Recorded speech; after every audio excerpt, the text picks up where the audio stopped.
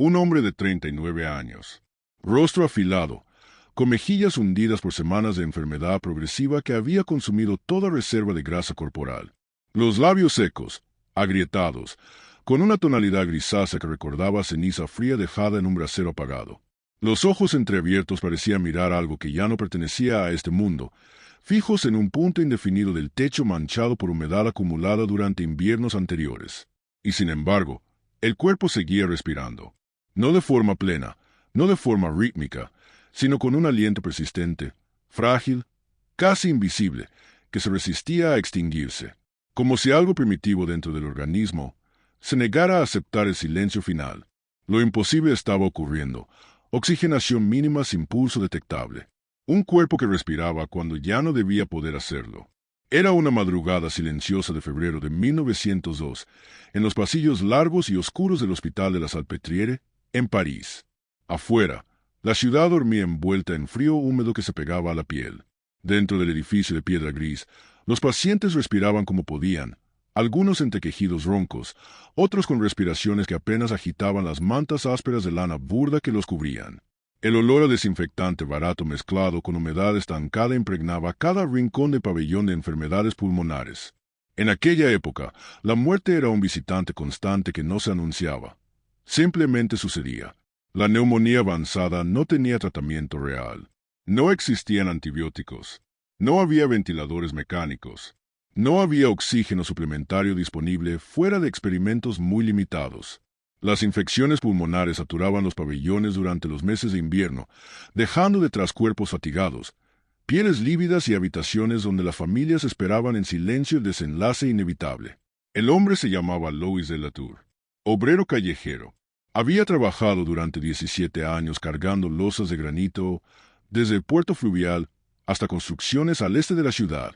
Su espalda estaba marcada por esfuerzo físico continuo, con cicatrices de carga permanentes sobre los hombros. Sus manos, deformadas por ampollas secas y callos profundos, eran testimonio de una vida dedicada al trabajo manual sin descanso. Vivía en un cuarto alquilado sin calefacción en el Distrito 12, donde el invierno parisino entraba por rendijas como cuchillo silencioso.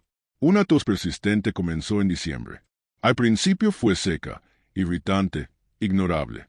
3 semanas después, esa tos dejó de expulsar aire y pasó a expulsar sangre oscura mezclada con flema espesa.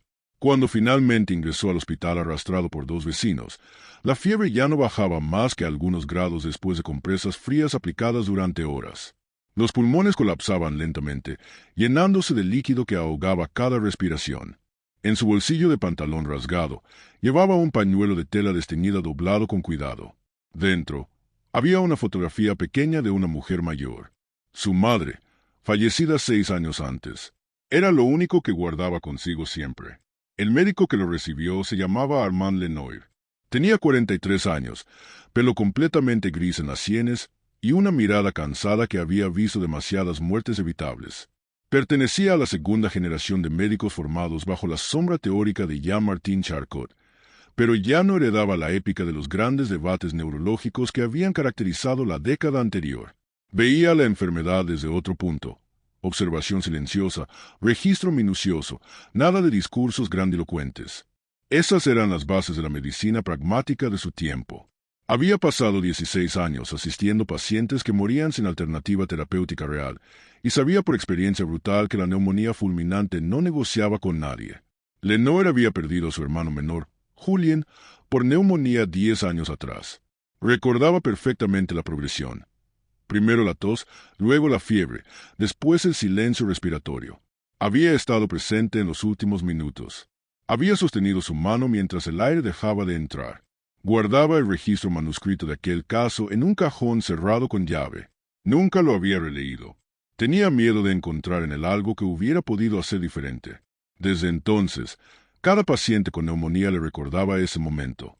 Y cada vez que registraba una muerte por infección pulmonar, firmaba no solo un expediente, sino también una derrota personal silenciosa que arrastraba consigo. Lenoir examinó a Louis al llegar. Miró el tórax que se hundía con esfuerzo mínimo, las costillas marcadas bajo la piel pálida. Posó la mano derecha en el esternón y sintió el aire pasar como un susurro áspero, casi imperceptible. Luego colocó su oído directamente sobre el pecho descubierto, a la vieja usanza, sin mediación de instrumentos. Respiración superficial, irregular. Pulso débil, apenas palpable en la arteria radial. El latido, intermitente. Se enderezó lentamente y anotó en el registro con letra cuidadosa. Respiración mínima sostenida, probablemente terminal. Pronóstico, horas. Para los enfermeros experimentados del turno nocturno, era cuestión de tiempo. Habían visto ese patrón cientos de veces. El cuerpo se apagaba gradualmente, la respiración se volvía más superficial, el pulso desaparecía y finalmente llegaba el silencio definitivo. Era un proceso predecible, documentado, rutinario. Y sin embargo, algo alteraría ese pronóstico de forma completamente inesperada. Lois no entró en apnea. No entró en silencio total. No cayó en el apagamiento sistémico típico del último día. Él mantuvo algo imposible de definir en los manuales médicos de su tiempo, un reflejo respiratorio persistente que no desaparecía aun cuando el resto del organismo ya parecía estar cediendo definitivamente. La madrugada siguiente fue testigo de un evento profundamente humano que desafiaría la comprensión fisiológica de la época. A las 2:17 de la madrugada, según el registro meticuloso de la asistente principal llamada Marguerite de Champs, el pulso ya no era palpable en ninguna arteria accesible, ni en la muñeca, ni en el cuello, ni en la ingle. El pecho apenas se elevaba 1 milímetro con cada inhalación, casi imperceptible bajo la luz tenue de las lámparas de aceite. Pero el aire seguía entrando y saliendo. Lento, mínimo, pero constante, como si el cuerpo se negara firmemente a firmar su salida. En 1902, los criterios clínicos de muerte eran simples y claros: ausencia de pulso palpable, pupilas fijas sin reacción a la luz. Eran criterios aceptados por consenso médico local, enseñados en cada escuela de medicina europea. Lois cumplía el primero, pero seguía respirando. Y eso no tenía explicación. Los enfermeros del turno nocturno querían cerrar el expediente. Era el protocolo administrativo habitual. Anotación previa a fallecimiento inminente para facilitar el papeleo posterior. Lenoir, en cambio, no lo permitió. «Todavía respira», dijo sin levantar la voz, con esa firmeza tranquila que solo da la experiencia acumulada. El enfermero jefe, un hombre de 50 años llamado Bernard, contestó con tono cansado: «Doctor, es un reflejo residual. Es cosa de minutos. He visto esto cientos de veces». Lenoir no respondió inmediatamente. Se inclinó nuevamente sobre Lois. Tocó el pecho con la palma abierta.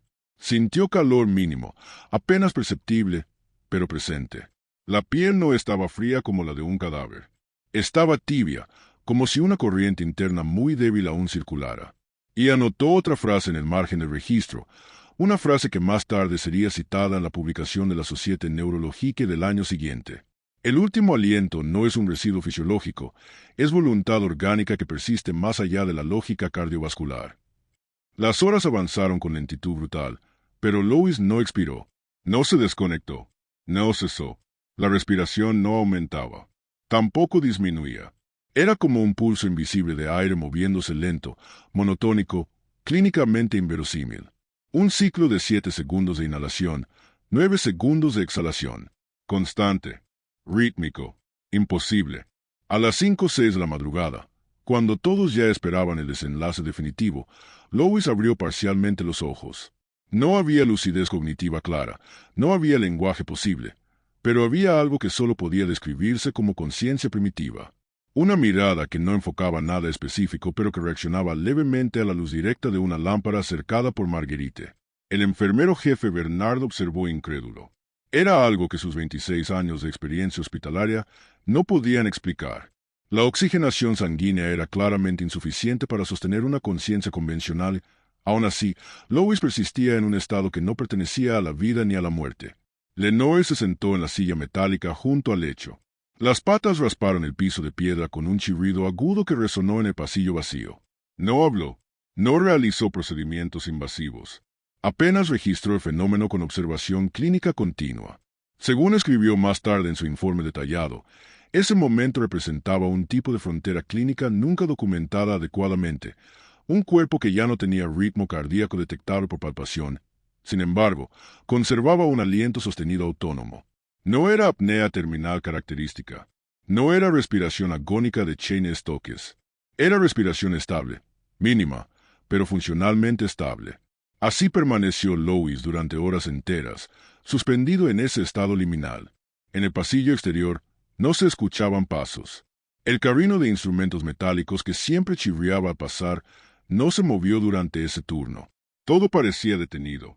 A las 7:42 de la mañana, cuando la luz gris del amanecer parisino comenzó a filtrarse por las ventanas altas del pabellón, la respiración cambió por primera vez. No se apagó. Cambió de patrón.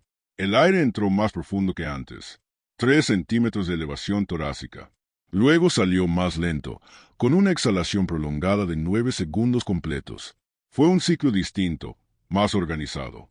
Como si el organismo estuviera reorganizando su última reserva de vida para un propósito final. A las 7:57, aún consciente de la luz matinal que entraba por la ventana, Lois dejó escapar una exhalación más larga que todas las anteriores. Audible, estable. No era estertor agónico. No era el sonido característico de la muerte respiratoria. Era despedida fisiológica controlada. Después de un intervalo exacto de 11 segundos medidos por el reloj de pared del pabellón, el cuerpo no volvió a inhalar. No hubo contracción mínima en el diafragma. No hubo respuesta refleja alguna. La piel comenzó a enfriarse lentamente, como si la vida hubiera abandonado el cuerpo con delicadeza, sin violencia, sin lucha. El reloj de pared marcaba exactamente 7:58 cuando Lenoir se inclinó y cerró los ojos de paciente con los dedos índice y medio de su mano derecha. En el pasillo, 2 enfermeras ya preparaban los materiales habituales de procedimiento posóbito. Agua fría, vendajes limpios, sábanas blancas. Habían dado por terminado el caso minutos antes de que realmente terminara. El último aliento se había detenido definitivamente. Pero lo verdaderamente extraordinario no era la muerte en sí misma. Lo extraordinario era que ese último aliento no se había extinguido rápido. Había sido un último aliento sostenido durante 5 horas y 41 minutos exactos. Tiempo clínicamente imposible sin función cardíaca detectable.